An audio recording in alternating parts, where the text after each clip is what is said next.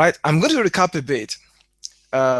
So I was defining leadership, and I did say that leadership is the capacity to influence. I'll go back to the previous slide. Leadership is the capacity to influence other people through inspiration. And that inspiration itself is generated by a passion. The passion is motivated by vision, and vision is produced by conviction, which is produced by a sense of purpose. Now, you cannot fully become a leader without all of these attributes, like I said earlier on. And obviously, I'm recapping because of the audio issues that some of us might have had. Now, and I did say that this definition is something that we ought to reverse engineer in order to really understand the process of leadership. And that's because a true leader does not really focus on becoming a leader. As a matter of fact, once you focus on becoming a leader, if your intent is to say, I'm going to become a leader, well, I think more often than not, that is unlikely to happen because the focus of true leaders is not on leadership. Leadership itself happens to them. It's something that came about as a result of a process. So I would say circumventing this process is therefore a sure way to forfeit our leadership. Now, I did say that, we talk about leadership, and most of the time, most of us complain about our governments, we complain about our organizations. In fact, some people who go to church complain about their churches. Other people complain about what happens in the family. Now, we can complain as much as we do like, but unless we begin to see ourselves as individuals who are capable of influencing the environment where we are, then we are, in a sense, we are in hiding. So, and that's not what a true leader is about.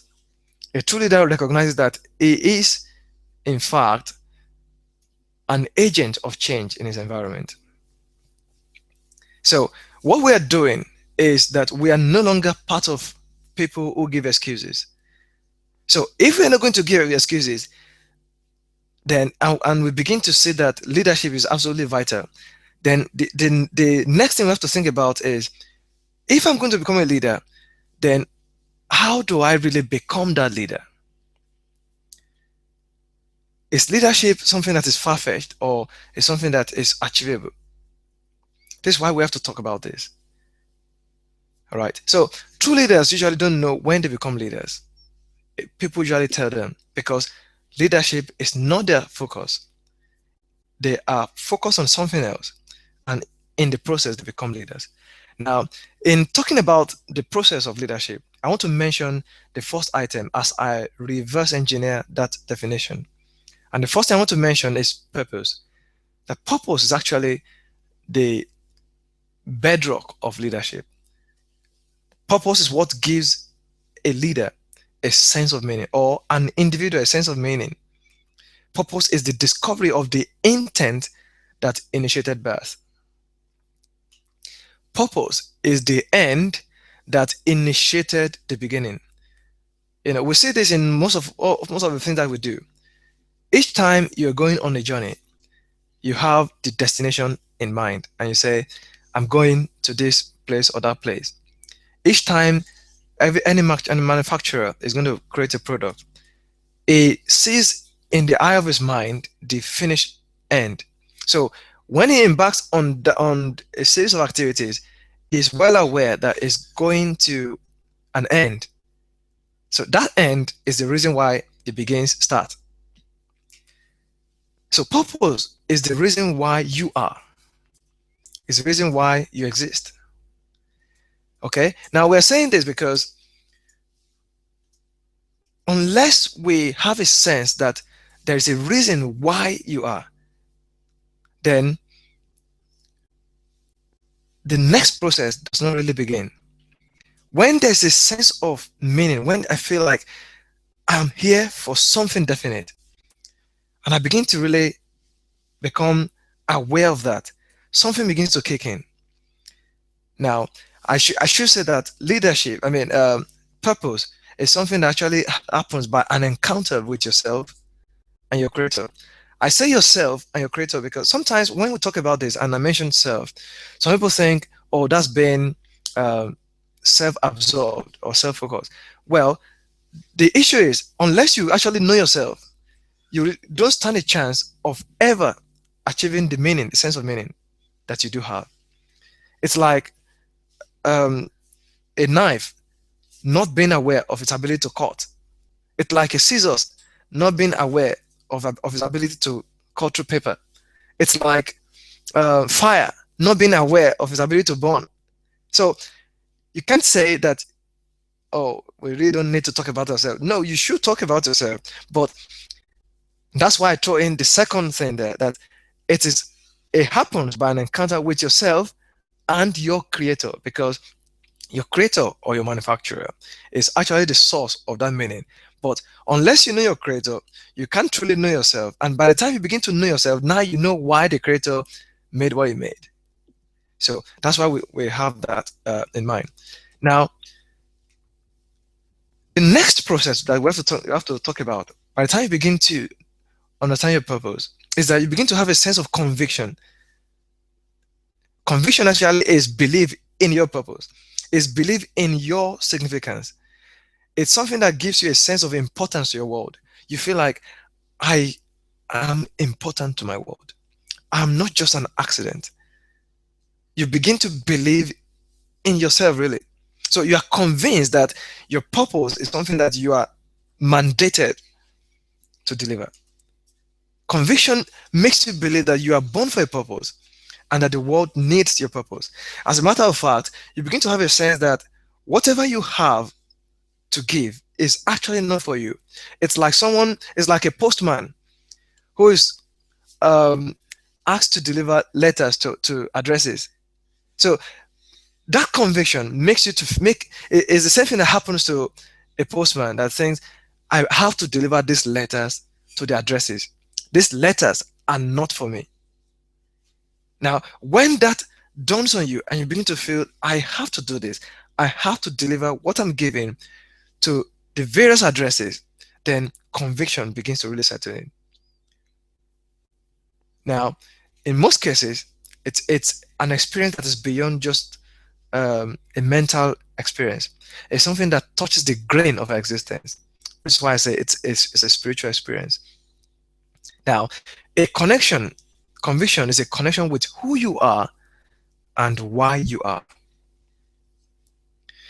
Now, most of the time, we don't really believe in we don't really seem to have a sense of conviction. And the reason is that the way we've been educated teaches us not to believe in our own significance.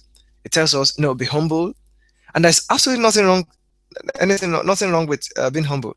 As a matter of fact, the word humble, it means being yourself. It means being in touch with the earth.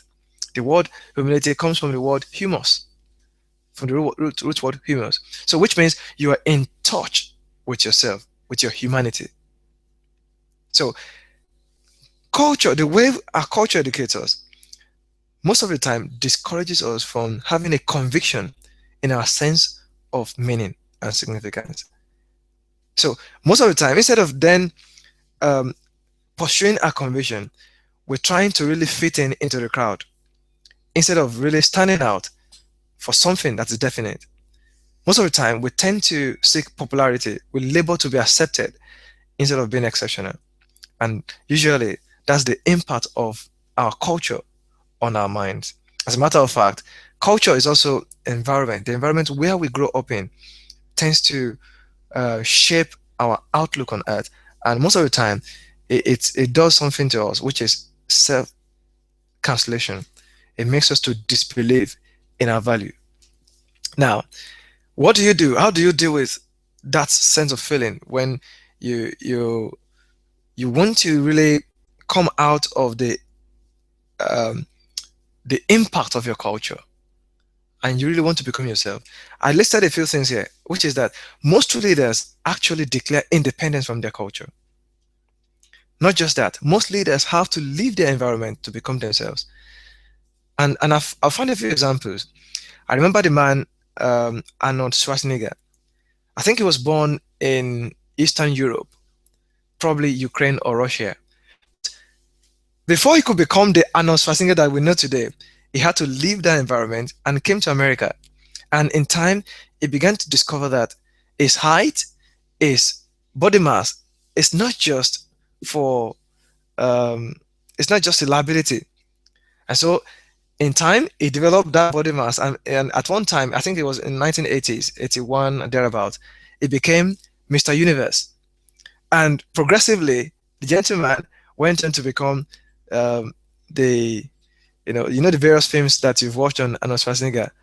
Not just that, once his body began to really change on him, he thought about something that he could do. And it became the um, Republican governor of California.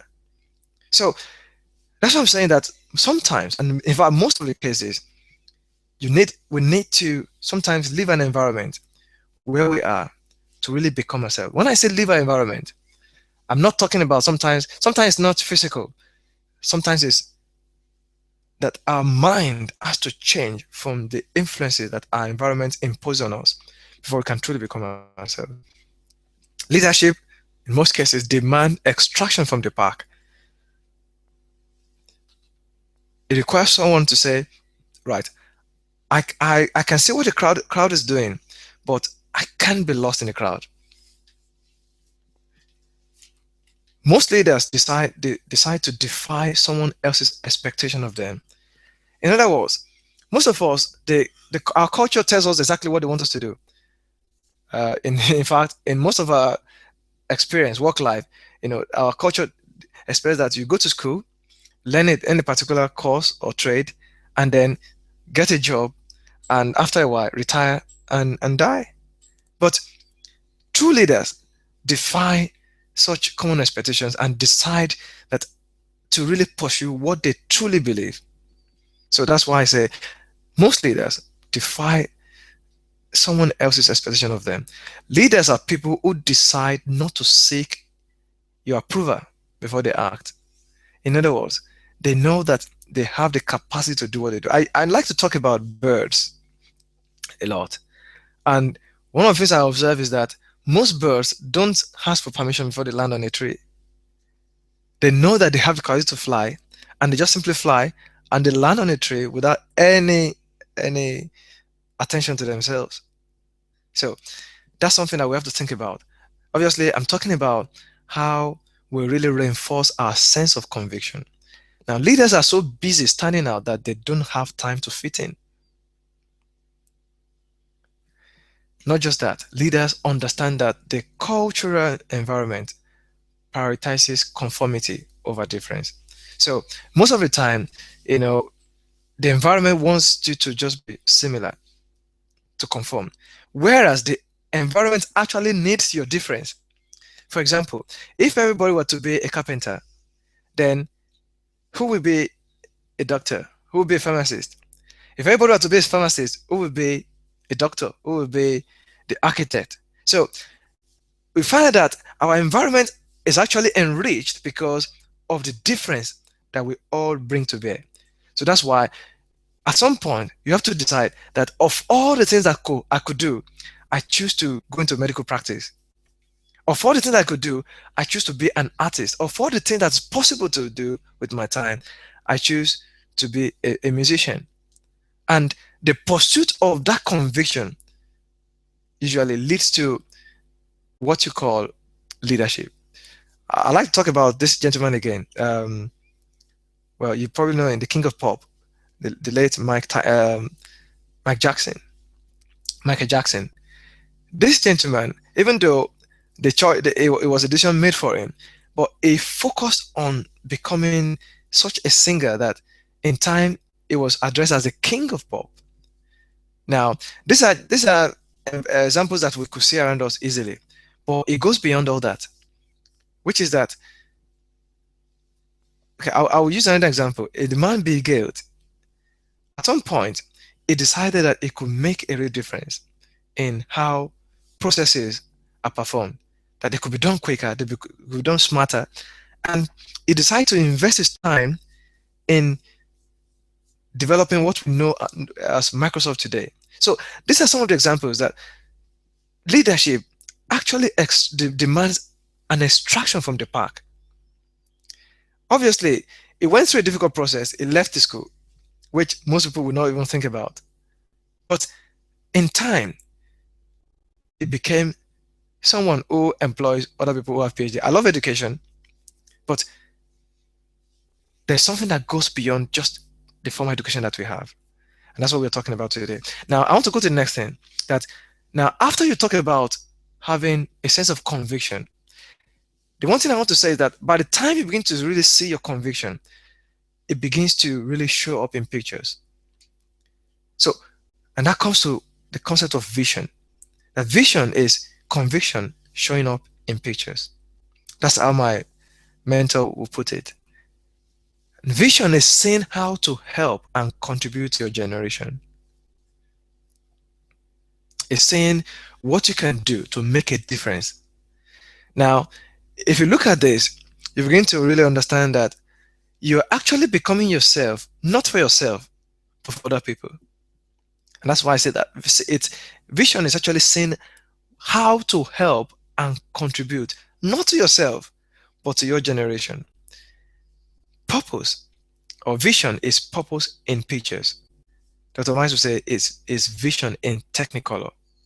Is vision is purpose in technicolor. Now, if I relate that to a tree, a seed that you just think is ordinary, tiny, and insignificant begins to see its own future. It says that I'm actually a tree with fruit on it.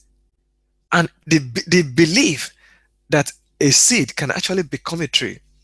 That's what you call conviction. But when you begin to see conviction in your imagination, in pictures, in your vision, then that's what we say that vision is actually taking place. It's the ability to see a future that can be, but that has not yet been. Your culture and environment usually determine when you capture the vision of your life. The other time I spoke a lot about environment and culture. If you grow up in an environment where no one believes in you, where everyone just seems to be average, it becomes a bit difficult to suddenly want to become the standard individual. You think, now why should I become the different individual among the rest? But if you live in an environment where everyone seems to be going on about one thing or the other, or where there's so much positive affirmation, then usually it's easier to capture a vision very early on. I'll give you an example about what happens in an environment. There's a reason why you call Israel the startup capital of the world. And the reason is this: most young people are trained to be entrepreneurial. So by the time they're approaching late teens and thereabout, they're already thinking about a solution that they can make happen. There's also a reason why most software seem to come out of the United States. It's because the United States is seen as a land of opportunities where everyone's dream can come to pass. So you'll find that most people then think, well, I can start a company. And that's why you probably see the likes of IBM, Microsoft, Oracle coming out of the United States.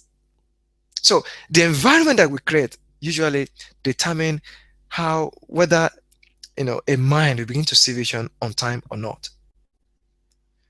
In fact, that, like I said, that the environment has a lot to do about to really, it has a lot of impact on our conviction, because it might actually happen that that you are different, that you have something to do, but because your environment doesn't really permit you, you keep it in and decide not to be. You decide to hide. And which is why environment is priority. We need to. This might really be useful for people who are like young fathers. We need to create an environment where children can actually thrive, an environment of positive affirmation, not just in families. It also affects organizations. If an organization rewards creativity, then you will see that most people are likely to birth a lot of ideas. There will be almost like freedom to innovate. So this is very important, and it does make a whole lot of difference. Most people are trained not to believe in their vision. So you might actually see a vision, but the words that you hear can become poisonous to your vision. You can hear words that say, no, no, you can't do that. Well, people like you don't do that. And so you have your vision and you just keep it in the back of your pocket because um, the training that you get, when I say training now, that includes every form of education, every word that enters our mind. All of those can actually poison and make us to doubt our vision. And of course, once you doubt a vision, we've evaluated the second step in the journey, which is conviction. Now, vision is a photograph of your end, although the present may look nothing like it. And we can say this about a lot of people. I remember the gentleman Martin Luther King Jr. He did say, I dream of a time when a young black and white will hold their hands together and walk on the street. Obviously, the present at the time looked nothing like it. Okay, if I talk about a particular time in the UK, there was a time period when women were not allowed to vote, but certain women began to see a different vision that women can actually vote, and they did not just say, they believed it, and they went after it. So you will see that once conviction sets upon purpose and you begin to see it, you almost can't wait anymore. And that will lead us to something that we're going to talk about in a moment. Still on vision. Your vision is your future address. It is destiny in photographs. True vision is always about the improvement of humanity, never about self. And of course, you probably know by now that I like to qualify the words that I use. True vision. True vision is always about the improvement of humanity and never about self. Why is that? If all that you seek to do is to become the GM of a corporation or to become the CEO of a corporation, that's really all about yourself. And I think it's safe to call it an ambition and not vision. But when you begin to see what you are able to bring about that will improve the livelihood of other people, and that becomes a consuming passion, then you can safely say that you have a vision, a true vision. As a matter of fact, I'll say it this way. Ambition too is a vision, but it's only a vision that is directed towards self. Whereas true vision is always about other people. So true vision is always about helping other people to become great. It's not about you becoming great. It's about helping other people to become great. But of course, there's an irony in that statement because there is no way you would help other people to become great and you will remain small. It's impossible. So if you help other people get what they want, you will always have what you need. So, and that goes to say that giving is actually more important than receiving. That's the basis. Because if you help people to get what they want, you will always have what you need. The story is told about a gentleman who went across the pond with his fiancée. Now, because he was so much in love with this woman, once they made their way across the pond, the lady said, "Oh, I forgot sandwich." And the young man, because of love, he rowed across the pond again to go and get sandwich. So, of course, he rowed back and then got to the other side. Once he got there, the lady said, "Oh my, I forgot this other item." So the guy went to and fro over a period of time until he decided to think about a faster way to go across the pond. So it wasn't saying, no, no, no, no, you're demanding too much. He decided to satisfy someone else's craving. And he became the inventor of the powerboat. Now, when you see your vision, it becomes your reality. The vision that you see and believe in becomes your reality. And the reason why I say this is that you step into leadership when your future is more important than your present. The future becomes your reality. And what that means is that you are willing to take the journey to go to the future that you see. If the future is your reality, then naturally there will be movement towards that reality. And it is that movement into that reality that you see that creates leadership. True leaders live in the future but visit the present. They believe in the future more than the present. The reason I say this is this. We all are at various stages in our lives. Some of us are just stepping out in the various things that we're involved in. Now, if anyone is going to bring about the change that we really desire, I've got good news for you. It's not someone else, it's you. You have to be the answer to the question that you seek. And in doing that, the thing I want to say is that it must be born out of the fact that we know that we are born for a reason. That we have not just come, we are not just here to add to the numbers. We are here because a reason brought us into being. And when you are really convinced about that statement, that I really have something to deliver, and you begin to see it, then your leadership is beginning to emerge. You will notice in all of this that I have not said that leadership is about gathering people, because all of this statement I've made has something to do with people. It has everything to do with yourself and your creator. So, which is why most of the time we say that leadership is not really about people. Leadership is not really about people. I can see someone raising up the hand. We'll get to that shortly. Okay. Thank you for your affirmation, Daniel. So that's why I say that leadership is really not about people.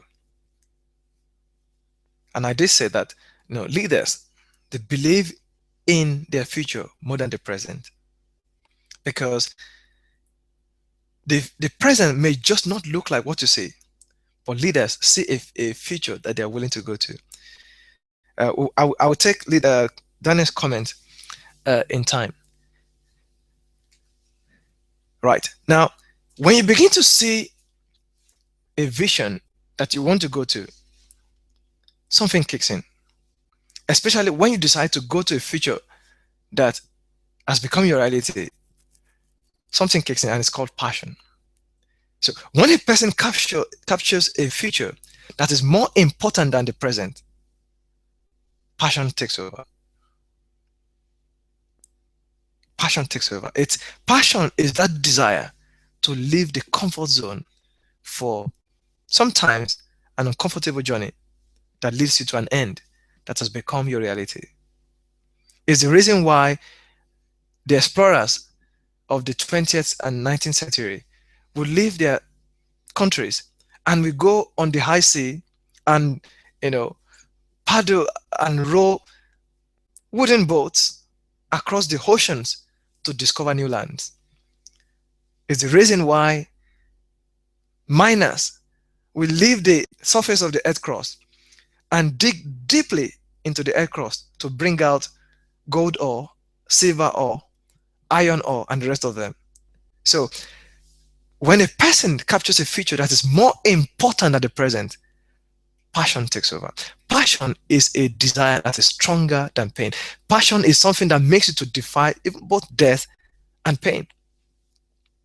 Now I can talk about that a bit, because passion is the reason why an inventor, will perform an experiment over and over 999 times until it discovers a light bulb. I'm talking about the man you know so well, Thomas Edison. Is the reason why someone will choose to burn the midnight oil to come across a solution that is better than what exists at present.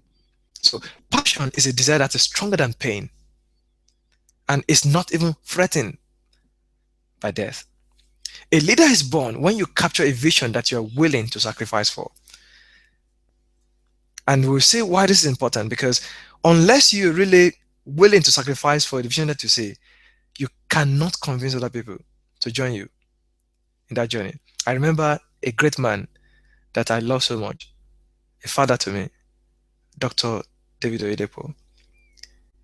He began to see a future that is better than what existed at the moment. I'm talking about years ago, about 34, 35 years ago. Now, that vision made him to sacrifice his present. As a matter of fact, in his biography, what he wrote was that he wanted to have a very quiet life and just sort of stay in the countryside. But when his eyes was open to a vision, a future that is worth going to, he put all of that aside and began to really pursue what today is giving birth to multiple universities and several schools, several other secondary schools. So that's what I'm talking about, that a leader is born when you capture a vision that you're willing to sacrifice for. Passion is a willingness to sacrifice for what you believe. And you can tell that this is a core and vital ingredient of leaders. Now, something kicks in. When you begin to, when you have a passion that you're willing to sacrifice for, people begin to believe in what you're doing. And when they begin to believe in it, they submit their authority to you. They become inspired by you. So passion is actually what produces inspiration. People are inspired by your passion, not by your talks, not by your preaching, not by your shouting. As a matter of fact, you can talk all you want, like I'm doing. I can talk all I want, but unless my passion becomes visible, everyone thinks that we're just having a laugh. So passion is really the desire to go towards something that you see, that you're convinced about. Passion is the willingness to leave the shores and go across many waters. Now, people are inspired by someone who believes something so deeply that they are willing to sacrifice for it. Now, and I said this the other time, that we should never ask a person to believe in what you are not willing to sacrifice for. And you can tell this already, that we say that true leadership is not really manipulation, because if you want people to believe in what you are not willing to sacrifice for, then you have to manipulate them to believe that. And once you do that, you cancel your leadership because you become a dictator. So inspiration is when you generate meaning in other people's lives by your passion. This is my firm belief that we don't need to shout in this broadcast. We don't need to. We need to come to a point where we begin to see that we are not just part of the numbers. That you, as well as I, are here to make a difference. And that you have the responsibility to deliver what is laid in your life. I was writing something, I think it was yesterday, and I wrote that your ability is your responsibility. Your ability is your responsibility. What do I mean by that? Whatever you have as an ability is given to make a difference, not just to yourself, but to other people.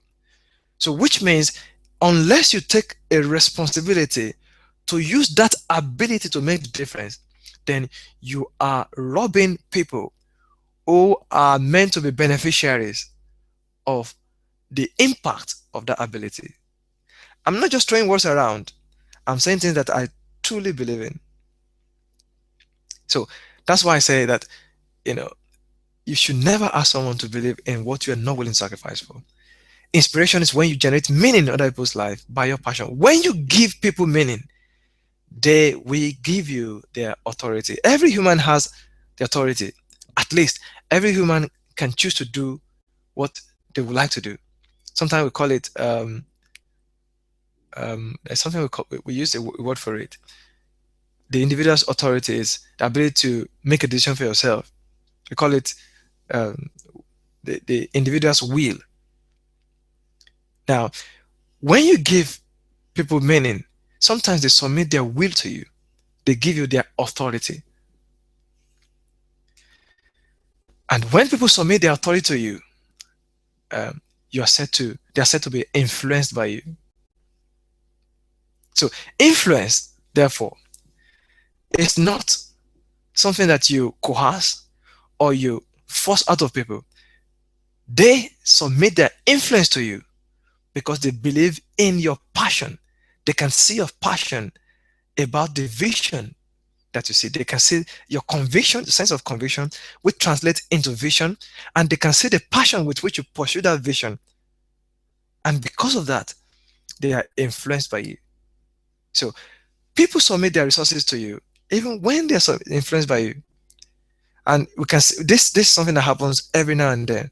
When you see people who believe in a cause that is truly valuable, is truly changing other people's life, other people are more inclined to give their time and their resources, including their monies or their energies, to help make that cause happen. Influence, therefore, is an act of the influenced, not the influencer. In other words, it is not the influencer who forces out the influence from the people. It's something that happens because the recipient or the people who are influenced, they choose to submit their authority. They choose to be influenced by the passion of the leader. So you can invite people on a journey, but they have to decide to follow you. You cannot make anyone follow you, but you can invite them on a journey. So influence is when people are so impacted by a conviction of character that they are willing to submit their authority to your cause. We call that followership. So sometimes when I look at some of the social media platforms and someone says, follow me, I ask, well, why should you be followed? Why should anyone follow you? There's a video that I saw a while ago, and there are two leaders. One of them will come around and use gung-ho style to say, hey, come on, let's go for it.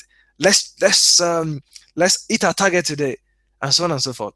And the team members are just not really motivated. They just about do what they need to do, but no more. But there's this other leader who understands his team dynamics, and we look at how it could actually help them to perform their job. So when there is a task to be done, this leader steps ahead and actually leads in doing it. So if they are maybe relocating from their office, he actually goes there, carries his trolley, and move their items. So he did not need to tell the other people to work for him. They saw him working and they chose to join him and even do a lot more than they're asked to do. This that I'm talking about, we look at how each of his team members could develop. So if he sees that someone has the potential to perhaps lead a team and speak, he would join the individual to create a slide and say, all right, come on, I want you to do the presentation. And the guy would think, why would you give me this platform? And that drew that attribute, that action was drawing out the very best in his team. And so everyone was leaving the other teams to come and work for this leader. So that's why I say that influence is when people are so impacted by your conviction of character that they are willing to submit their authority to your cause. When people are influenced by you, then they call you a leader. So in other words, you do not need to call yourself a leader. In fact, as a matter of fact, you can call yourself a leader. That is something that other people will accord to you, will attribute to you. So you don't collect people to be a leader. You only realize that people are following you. Not because you ask them to come, but because they see themselves, what you are doing, that is making a difference, and they are willing to join you. And I'm sure when we look around, we can see a few examples that are related to this. So, talking about leadership influence, one of the things that I thought might help is to reemphasize this fact that you are the answer to the question you seek. And that's why that word is so true. You are the light of the world. I like to talk about words a lot. And I always say that the world is not the earth. The world simply means systems of governance or systems of arrangement on the earth. Now, when we talk about light, it means that you have the capacity and you have the knowledge to change that world. So, which means it doesn't really matter what is known in that world. You are not a light, you are the light of the world. And I think every word there needs to be pay attention to. The light, not a light, the light. So, which means whatever they have before you get there is just a light, but you are the light. That talks in every sense about your sense of significance, your sense of meaning. So, when you say that leadership is actually, or purpose is believing in your own significance, this is exactly what we mean. It's understanding that I am the light of the world. Well, you don't need to look like it, but you are. You are the light of the world. You are the light of the world. I did say the other time that leaders need to sometimes extract themselves away from the environment to become who they really are.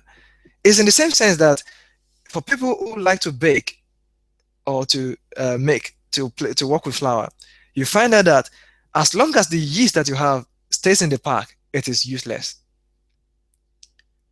Yeast is useless among yeasts.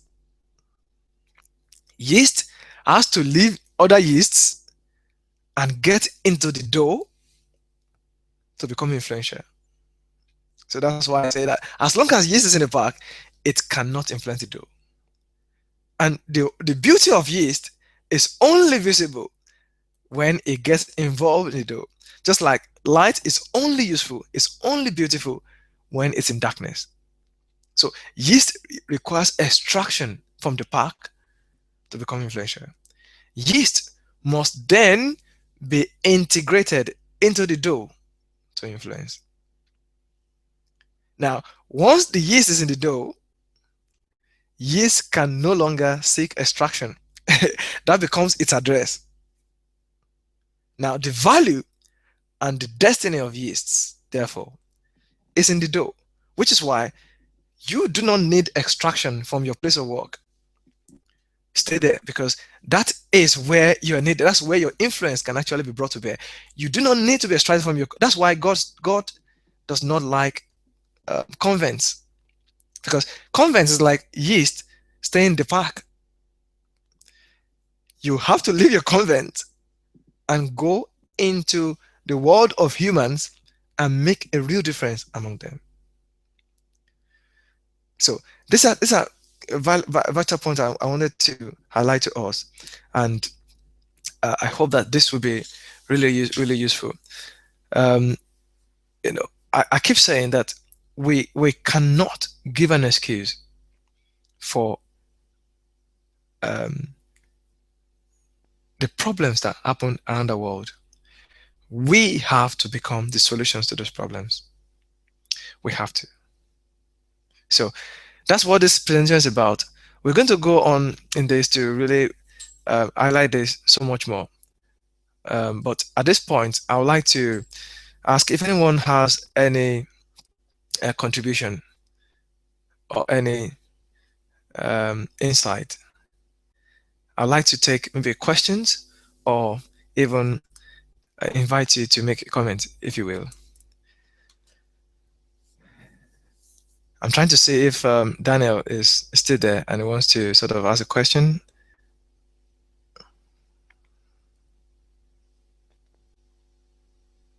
Hello, Daniel, are you there? Hello.